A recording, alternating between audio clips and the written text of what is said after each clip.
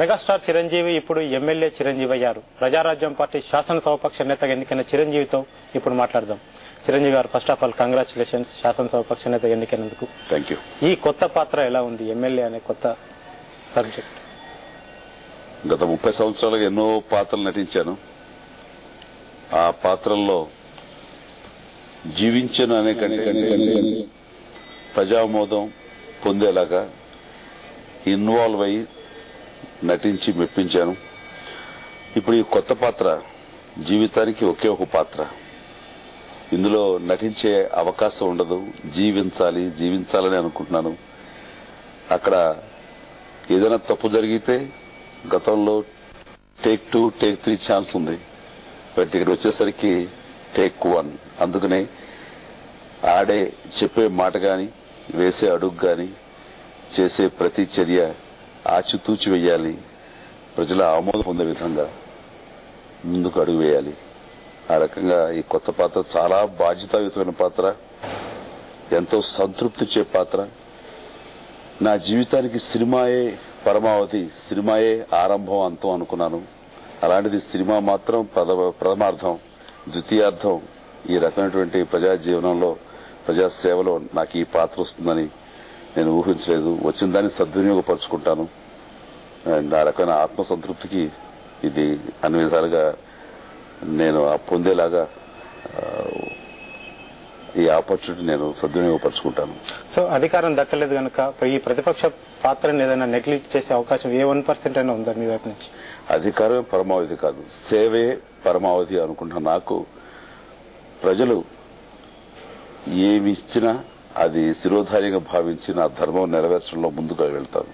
So అంటే ఈ అధికారం దూరం కావడానికి మీరేమైనా కారణాలు ఇప్పటివరకు విశ్లేషించారా ఈ పీరియడ్ లో?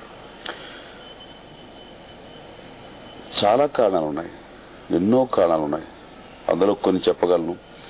ఏ కారణమైనా సరే మా తప్పేమిటి అనే ఆలోచించి అవి కరెక్ట్ చేసుకునే ఇంట్లోనే వెళ్తున్నాను తప్ప బయట ఫోర్సెస్ కానీ బయట నుంచి తప్పు జరిగింది కాబట్టి అని సమర్థింపు ధోరణిలో వెళ్లే ఒక మనస్తత్వం కాదు నాది. సమయం అతి తక్కువ. 8 నెలల్లో ఈ మాత్రం ఈ స్థాయికి వచ్చామన్నదే నేను చాలా గ్రేట్ అచీవ్మెంట్ గా ఫీల్ అవుతున్నాను. అనుకున్న విజయం సాధించలేకపోయాం కానీ విజయం సాధించాం అన్న సంతృప్తి ఉంది. 70 లక్షల మంది మాకు ఆమోద ముద్ర వేశారు. అంటే 17% దాదాపుగా అన్నది ఇట్ ఇస్ నాట్. అప్పుడే 8 నెలల క్రితం పుట్టిన ఒక కొత్త పార్టీకి అది చాలా పెద్ద సపోర్ట్. ఆ రకంగా చాలా సంతృప్తి ఉంది మాకు. కానీ పార్టీ బలంగా లేదా పార్టీని నడిపే క్రమంలో పొరపాటు జరిగాయి, ఏది జరిగింది అనిపిస్తుంది మీకు? ఇట్స్ కాంబినేషన్ చాలా ఉన్నాయి. ఎందుకంటే సంస్థాగత నిర్మాణం అన్నది పూర్తి స్థాయిలో మేము అది విస్తరింపజేసుకోవడానికి, నిర్మాణం మనం అన్ని పగడ్బందీగా ఏర్పాటు చేసుకోవడానికి మాకు సమయం లేకపోవడం ఒక కారణం.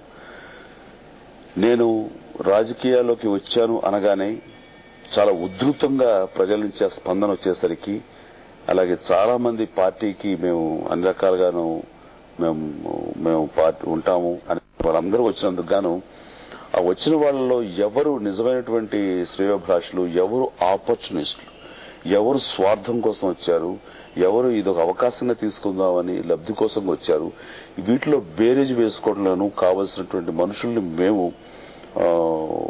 అవకాశం ఇచ్చి వాళ్ళ సహాయం మేము తీసుకుని వాళ్ళకి మేము సహాయం పడటంలో మాత్రం సరైనటువంటి వ్యక్తుల్ని చూస్ చేసుకోవడంలో ఎక్కడ చిన్న పొరపాటు జరిగింది. అవన్నీ కూడా కరెక్ట్ చేసుకునేవి తప్ప అదేవి కరెక్ట్ చేసుకోలేనివి కాదు. అందుకని రాబోయే రోజుల్లో అవన్నీ కరెక్ట్ చేసుకుని మరింత పగడ్బందీగా, మరింత బలోపేతంగా, నిర్మాణాత్మకంగా చిట్ట చివరి స్థాయి వరకు అంటే జిల్లా, మండల, నియోజక, గ్రామ, బూత్ స్థాయి వరకు కూడాను పగడ్బందీగా నిర్మాణం మేము ఏర్పాటు చేసుకుని ఇంకా రాబోయే స్థానిక ఎన్నికలు కానివ్వండి, ఆ తర్వాత వచ్చే జనరల్ ఎలక్షన్స్ కానివ్వండి మా ప్రభావం పగడ్బందీగా చూపిస్తాం. అంటే ఇది కేవలం నిర్మాణాత్మక లోపాలైనా వ్యూహాత్మక తప్పిదాలు కూడా ఈ క్రమంలో ఏమైనా జరిగినట్టు మీకు అనిపిస్తుంది? ఇందులో వ్యూహాత్మకం అంటే ఏమీ లేదండి. సో నిర్మాణాత్మకంగా మాత్రం తప్పిదం జరిగింది.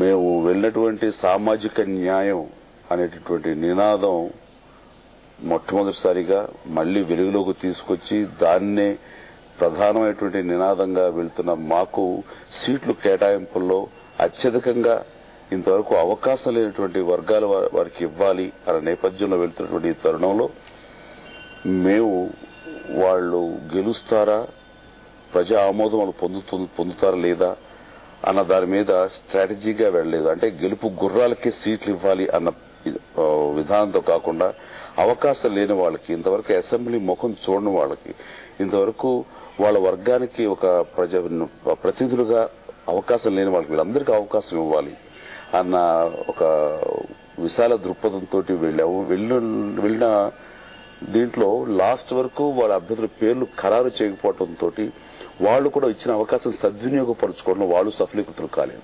సో మీరు సామాజిక న్యాయ ప్రస్తావన ఎలాగూ తెచ్చారు. ఈ రోజు మీరు సామాజిక న్యాయాన్ని కట్టుబడి సీట్లు ఇవ్వటం వల్ల పశ్చాత్తాపడుతున్నారా? అస్సలు లేదు. ఇంతవరకు కొంతమంది మధ్యనే రాజకీయం అన్నది చట్టంలో బిగుసుకుపోయి ఉంది. అలా అది మిగతా వాళ్ళు కూడా ఆ అవకాశం రావాలి అనేది ఇది సాదాసీదాను ఆషామాషి విషయం కాదు ఇది.